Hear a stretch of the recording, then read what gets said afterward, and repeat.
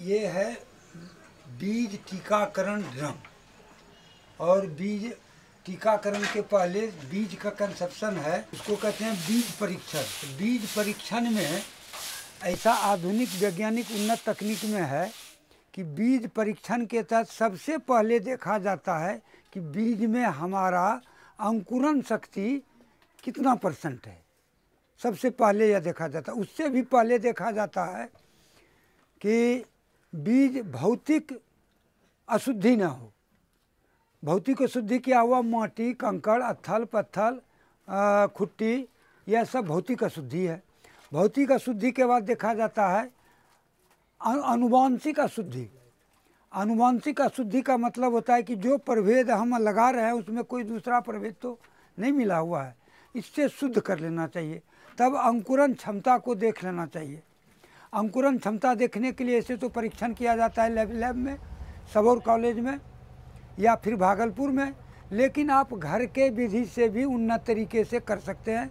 एक थाली लेके, और हम जो करते हैं एक थाली ले लेते हैं, उसमें बालू और मिट्टी मिला के भर देते हैं और उसमें नमी कर देते हैं। 100 दाना जो फसल का बीज है उसमें डाल देते हैं और 6 रोज़ तक उसको छोड़ देते हैं। 6 रोज़ के बाद उसको निकाल के देखते हैं। अगर उसमें कम से कम 90% अगर अंकुरण रूट और शूट दोनों का हो जाता है तो हम समझते हैं कि हमारा बीज 1 नंबर का है, वह हम खेत में लगा सकते हैं। जब यह अस्वस्थ हो जाते हैं कि हमारा बीज अंकुरण भौतिकी और आनुवंशिक रूप से शुद्ध है, तब उसका हम टीकाकरण करते हैं, जिसको बीज उपचार भी करते हैं। तो बीज उपचार का एक फार्मूला है, जैसा वैज्ञानिक लोग बताए हैं, FIR। FIR का मतलब होता है फफूंद जनित रोगों से बचने के लिए दवा से उपचार। तो फफूंद जनित रोगों से बचने के लिए बहुत सारे दवा हैं। कैप्टान है, थीरम है, मैनकोजेब है, कार्बेंडाजिम है। तो इनमें से किसी एक से, तो उसमें कार्बेंडाजिम जो है यह सबसे उपयुक्त है। इसलिए हम इसको उपयुक्त मानते हैं कि यह सिस्टेमेटिक है। सिस्टेमेटिक का मतलब हुआ कि जो सिस्टम में चला जाए। एक होता है कंटैक्ट, जो कि आप उपचार किए तो जहाँ पर उसको लगाए वहीं तक ख़त्म किया। एक होता है सिस्टेमेटिक कि कहीं पर अगर दाने में लग गया तो समूचे दाने के अंदर में हुआ चला जाएगा और वहाँ के अगर रोग है तो उसको भी ख़त्म कर देगा, फफूंद जनित रोग से। तो बेविस्टिन एक दवा, बेविस्टिन है फफूंद के लिए। फिर है कजरा पिल्लू दीमक, उसके लिए आपको यह बेविस्टिन बाज़ार में वही कार्बेंडाजिम का बेविस्टिन यह आता है सर, इससे उपचार किया जाता है। बेविस्टिन के बाद आता है फिर आपका क्लोरोपाइरीफॉस, जो कीटनाशक है। FIR माना आई माना इंसेक्टिसाइड। तो इसमें क्या कहते हैं, दीमक और कजरा पिल्लू से बचने के लिए बीज को इलीथल से दवा है या करवाई वही है क्लोरोपाइरीफॉस, इससे उपचार किया जाता है। और ये दोनों से उपचार दोनों के 12-12 घंटा के बाद, पहले इससे कर दिए, 12 घंटा के बाद इससे करेंगे, और इससे 12 घंटा के बाद राइजोबियम से करेंगे। दलहनी को जो होगा, चना होगा चना वाला देंगे, मटर होगा मटर वाला, अरहर होगा अरहर वाला। यह 1 एकड़ में 2 पैकेट चाहिए। और इसका काम है बहुत, यह बायो फर्टिलाइजर है। और राइजोबियम एक कीड़ा होता है जो दलहनी के जड़ में होता है, गांठ के तरह। और वह कीड़ा का काम है वायुमंडल से 78% नाइट्रोजन है, उसको खींच के या लेके और दलहनी फसल के जड़ में विस्थापित करना।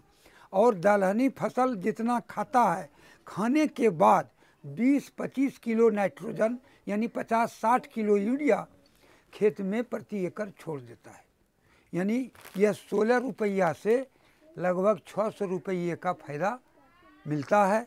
इसलिए इससे बायो के फर्टिलाइज़र से उपचार करना बड़ा श्रेयस्कर है।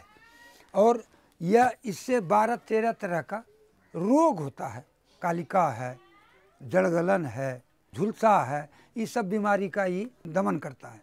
तो इसके दमन के लिए इसको व्यवहार अगर आप करते हैं तो जो बीज उपचार में 10 रुपये में होगा, अगर यही रोग आपके फसल में पकड़ लिया तो जितना पकड़ा उसको देखे तब आप समझे कि हमारा रोग लगा, तो जय परसेंट पकड़ा वो तो आपका चला गया।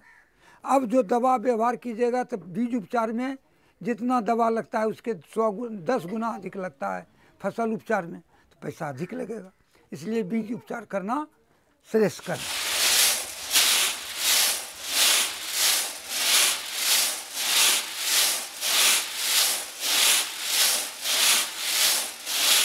बीज उपचार के लिए जितने फसल आपके हैं, चाहे आलू हो, शकरकंद हो, या ऊख हो, गन्ना हो, रुई हो, गेहूं हो, मकई हो, जितना फसल है, हम किसानों का सबसे बड़ा अभी धर्म बन रहा है कि बीज उपचार जरूर, बीज परीक्षण करें और बीज परीक्षण में बीज उपचार जरूर करें।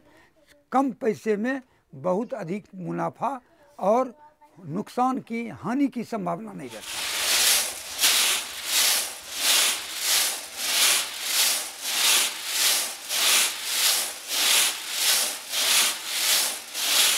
जैसे कि अब यह मटर है, यह आर्केल वैरायटी है, वो हम बोए हैं और इसको उपचार करके बोए हैं। इसके बोने के लिए यही सीड ड्रम है, इसमें इसको डाल दें।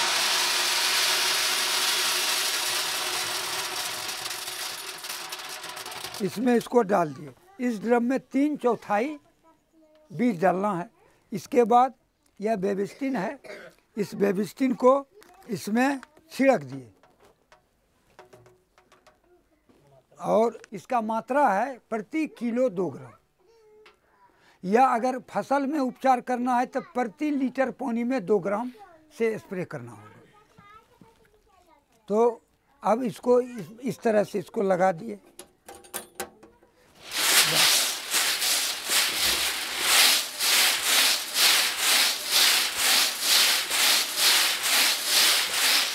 यही उपचार हो गया। अब इसके 12 घंटा के बाद अब हम देंगे यह इसको क्लोरोपाइरीफॉस को। उपचार करके अगर थोड़ा है, इतने है, तब तो छोड़ दिए इसमें। अगर ज़्यादा है, कुंटल 2 कुंटल 4 कुंटल, तो इसको निकाल के रखेंगे और फिर उसको उतने देते जाएंगे। और दवा, सिर्फ दवा नहीं देंगे, एक सावधानी रखनी है, क्लोरोपाइरीफॉस सिर्फ दवा नहीं देनी है।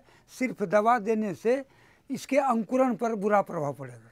इसलिए इस दवा में आधा लीटर पानी में इसको मिला के और तब उसको थोड़ा थोड़ा दवा आप दीजिए। उस पर अंकुरण पर कोई प्रभाव नहीं पड़े। लोग सीधे उपचार में दवे ढाल देते हैं, वह गलत काम है। उसके 12 घंटा के बाद बोने से 3 घंटा पहले राइजोबियम से हम करेंगे। राइजोबियम पहले पाउडर में आता था, चारकोल के पाउडर में, अब आ गया है लिक्विड में भी। या तो इससे करें या लिक्विड से करें। यही हुआ आपका FIR बीज में सूत्र, फफूंद, इंसेक्टिसाइड और राइजोबियम। और दलहनी के बाद अगर कोई फसल करना है तो उसमें राइजोबियम और सब यही रहेगा। राइजोबियम कल्चर के बदले उसमें आपको देना होगा एजोटोबैक्टर या एजोस्पिरिलम।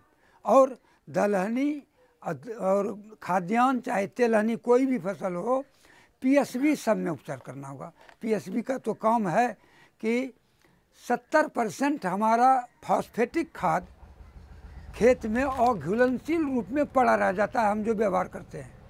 30% ही फसल खाता है। वह जो अघुलनशील फॉस्फेट है उसको PSB बायो फर्टिलाइजर है, वह घुलनशील वाला के फसल को उपलब्ध करा देता है। इसलिए बीज उपचार में मात्र 400 ग्राम 2 पैकेट लगता है। अगर बीज उपचार नहीं करके मिट्टी उपचार करते हैं तो फिर 1 एकड़ में 50 किलो गोबर और 1 किलो से 1.5 किलो PSB बायो फर्टिलाइजर मिला के उपचार करना होगा। इसलिए सबसे बढ़िया है कि आप बीज उपचार कर लें। सस्ता है, ऑथेंटिक है, बढ़िया है, लाभप्रद है।